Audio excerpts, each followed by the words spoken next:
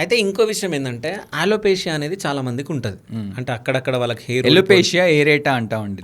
అది అంటే పేను కోరుకుడు అంటాం తెలుగులో మనం. సో అది చాలా మందికి ఉంటుంది. సో దానిపైన ఏదో ఆయిల్ కానీ ఏదో అంటే నాటు వైద్యం సంథింగ్ ఏదో చేస్తారు.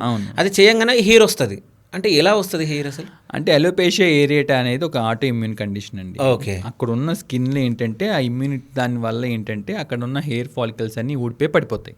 ఓకే.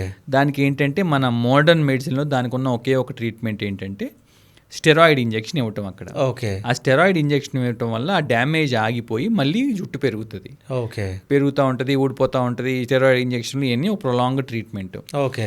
దీనికి మన ఆయుర్వేదం, హోమియోపతి, న్యాచురోపతి వీటిల్లో కొన్ని రకాల ఆయిల్స్తో ఏంటంటే అక్కడ మళ్ళీ హెయిర్ కూడా వచ్చే ఛాన్స్ ఉంటుంది.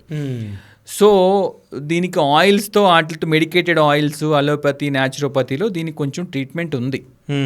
సో అలోపేషియా ఏరేటాకి మనం అయితే స్టెరాయిడ్స్ ఇవ్వటం తప్పితే ఏమీ చేయలేము.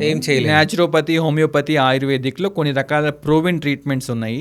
అవి తీసి పడేటాక్ లేదు, అవి కూడా బాగా పనిచేస్తాయి. ఓకే. సో అంటే ఈ ట్రాన్స్ప్లాంటేషన్లో ఏమైనా టెక్నాలజీ కొత్తవి కానీ ఏమైనా టెక్నిక్స్ కానీ ఏమైనా కొత్తగా ఏమైనా రావడం జరిగింది? వరల్డ్లో అక్కడక్కడ ఎక్కడైనా రోబోటిక్ హెయిర్ ట్రాన్స్ప్లాంట్ అని అలా వింటాం చూసామండి మేము.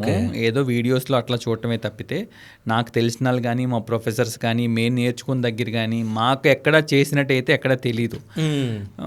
Practically impossible. ఎందుకు అంటే హెయిర్ని ఏ యాంగిలేషన్లో పెట్టాలి, ఏ డెప్త్లో పెట్టాలి అనేది హ్యూమనే పెట్టగలడు.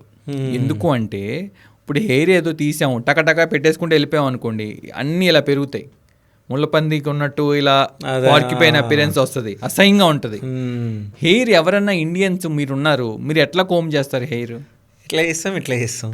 అంటే రైట్ హ్యాండెడ్ కాబట్టి మీరు రైట్ హ్యాండ్తో లెఫ్ట్ సైడ్ నుంచి ఇలా దువ్వుతారు. మీరు దువ్వినా దువ్వకపోయినా మీ హెయిర్ని ఇలా అంటే అలా వెళ్ళిపోవాలి పక్కకి అది. సో రేపు పొద్దున ట్రాన్స్ప్లాంటెడ్ హెయిర్ కూడా అలాగే వెళ్ళాలి.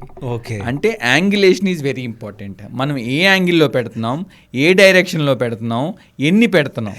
ఓకే. ఇక్కడ ఒక చోట ఎక్కువ పెట్టి ఇక్కడ తక్కువ పెడితే ఇలా పెరుగుద్ది జుట్టు, అసహ్యంగా ఉంటుంది. సో మనం ఎట్లా చేస్తామంటే క్యామోఫ్లాజ్ చేయాలి. అంటే మన బాల్నెస్ని తక్కువ గ్రాఫ్ట్స్తో ఎక్కువ కవరేజ్ ఇవ్వాలి. ఓకే. సో మనం ఏం చేస్తామంటే లెఫ్ట్ సైడ్ ఎక్కువ హెయిర్ పెట్టుకుంటే రైట్ సైడ్ కంటే ఇలా కోమ్ చేసినప్పుడు ఇక్కడున్న ఎక్కువ హెయిర్ వెనకాల హెయిర్ని కవర్ చేసేటట్టు అట్లా కొంచెం క్యామోఫ్లాజ్ చేసుకుని తక్కువ గ్రాఫ్ట్స్తో ఎక్కువ కవర్ అయ్యేటట్టు ట్రై చేయాలి.